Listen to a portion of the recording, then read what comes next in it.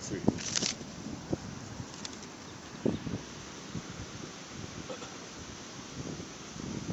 Soulève un peu. Voilà. Bonjour mesdames et messieurs, nous sommes encore une fois de plus à un autre numéro de Venez à Dieu. Et nous allons commencer aujourd'hui tout de suite avec le psaume 112, verset 1 à 2. La Bible dit: heureux l'homme qui craint l'Éternel, car sa postérité sera puissante sur la terre des hommes. Donc nous comprenons que la dernière fois on avait vu dans le psaume 25, verset 14, que l'amitié de l'Éternel est pour ceux qui le craignent et son alliance leur donne instruction. Et ce matin nous commençons avec le psaume 112, verset 1 à 2, qui dit: heureux l'homme qui craint l'Éternel. Et le verset 2, car sa postérité sera puissante sur la terre des hommes. On a compris pourquoi le roi Salomon a été le roi le plus puissant de l'histoire de la Bible.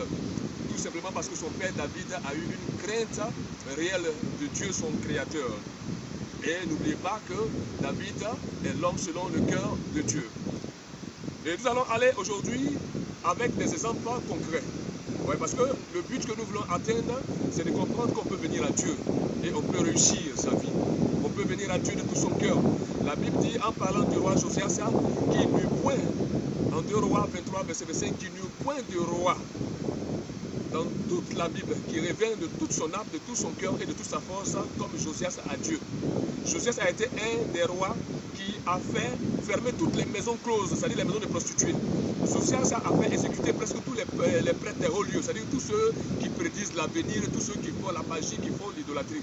Aujourd'hui, nous comprenons que dans notre monde actuel, à ce 21e siècle, peut-être qu'il sera très difficile pour des chefs d'État, aujourd'hui qui sont l'équivalent des rois, d'être capables de faire exécuter, par exemple, tous ceux qui pratiquent peut-être l'idolâtrie ou bien tous ceux qui sont désagréables dans leur marche à Dieu. Et nous allons aller avec Josias une fois de plus, mais très calmement. Josias est une des superstars que nous considérons comme amis de Dieu. La Bible dit en 2 Rois 23, verset 25, qu'il n'eut point et qu'il n'a pas paru de roi semblable à Josias qui revient de toute son âme, de tout son cœur et de toute sa force à Dieu. Notre objectif aujourd'hui à cette émission Venez à Dieu, c'est que le monde puisse avoir encore à ce 21e siècle des chefs d'État ou des gens élevés en parcelle de pouvoir qui puissent être capables d'être comparés ou comparables à Josias. Nous voulons aujourd'hui des présidents qui sont capables de revenir de toute leur âme, de toute leur force et de tout leur cœur à Dieu. Nous voulons des chefs d'État aujourd'hui ou des rois qui sont capables d'abolir l'idolâtrie, qui sont capables de fermer la maison de prostitution. Nous voulons des chefs d'État qui sont capables de fermer même les lieux de perdition. Nous ne voulons pas des chefs d'État qui cautionnent plutôt ce genre de choses. Nous voulons des hommes, c'est vrai. Dans notre premier livre, La vie de Dieu, nous avons dit, nous avons écrit en tête de qui voulez-vous être l'ami, de Dieu ou des hommes.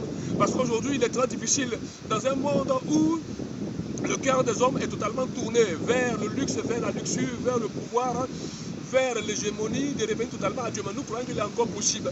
Parce que Dieu veut encore des amis parmi les hommes. Dieu veut encore des amis parmi les élites. Dieu veut encore des amis parmi les stars. Dieu veut des amis parmi les grandes vedettes.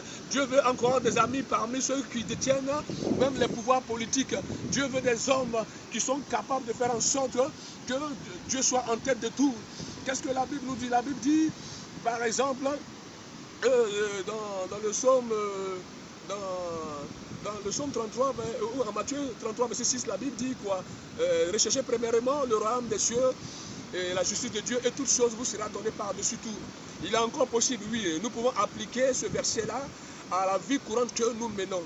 Oui, nous savons que nous sommes dans un monde aujourd'hui où il y a l'attirance du sexe, où il y a le pouvoir de la mode, le pouvoir de la musique.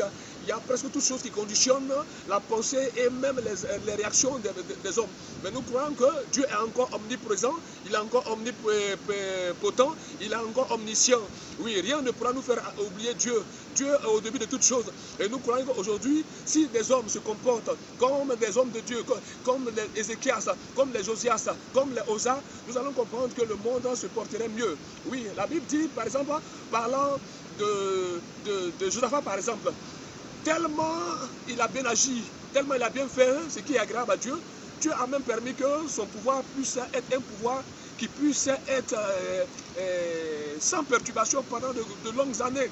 Dieu est capable de protéger un chef d'État aujourd'hui à demeurer au pouvoir même pendant plus de 20 ans, pendant plus de 30 ans. Pourquoi pas? Oui, hier, il a eu à le faire. Si hier la Bible donne des exemples de certains rois comme les Osias, comme les Josaphat, ou bien comme les Jotam, comme les Osias, pourquoi est-ce qu'il ne le ferait pas aujourd'hui? Il est le même hier, aujourd'hui et éternellement. Dieu ne change pas, mais c'est les hommes aujourd'hui qui changent. Pourquoi c'était un roi d'Israël, parmi les rois d'Israël, la Bible parle de certains rois comme les Manassé, qui a régné sur le trône de Juda, mais qui fit tout ce qui est mal aux yeux de l'Éternel. La Bible parle de certains rois comme Jéroboam, sur le trône d'Israël. Dieu lui a donné presque toutes les 11 tribus. On a vu comment est-ce qu'il s'est comporté. Il a été ennemi de Dieu. La Bible parle de certains rois comme Akab. Akab qui a été totalement désagréable à Dieu. Oui, aujourd'hui, pourquoi chercher forcément à être désagréable à Dieu? On a vu même dans l'histoire d'Israël, tous ceux en tant que roi ou tous ceux en tant que peuple qui ont combattu, qui ont été désobéissants à Dieu. La parole de Dieu s'est accomplie. La Bible est un livre réel, les vécus. La Bible parle d'Israël comme le peuple de Dieu. Mais la Bible aussi montre le châtiment de Dieu vis-à-vis de ce peuple. Tout ce qui a été prédit à Israël est arrivé. Israël allait vivre une captivité de plus de 70 ans avant que Dieu ne les ramène chez eux. Vous comprenez que Dieu est Dieu. Aujourd'hui, nous qui vivons ce monde actuel, nous pouvons encore faire aussi des amis de Dieu. Oui, des gens aujourd'hui peuvent tout abandonner par amour pour Dieu.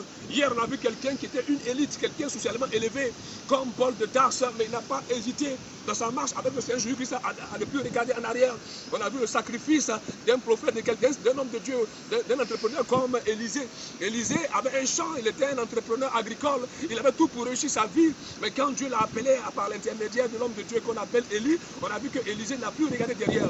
Et aujourd'hui, nous voulons que tous ceux qui ont une parcelle de pouvoir, que vous soyez des députés, que vous soyez des ministres, faites ce qui est bien, oui, parce que quand Dieu parle de quelqu'un comme du roi Ézéchias, la Bible dit, il fit ce qui est bien, ce qui est droit et ce qui est vrai.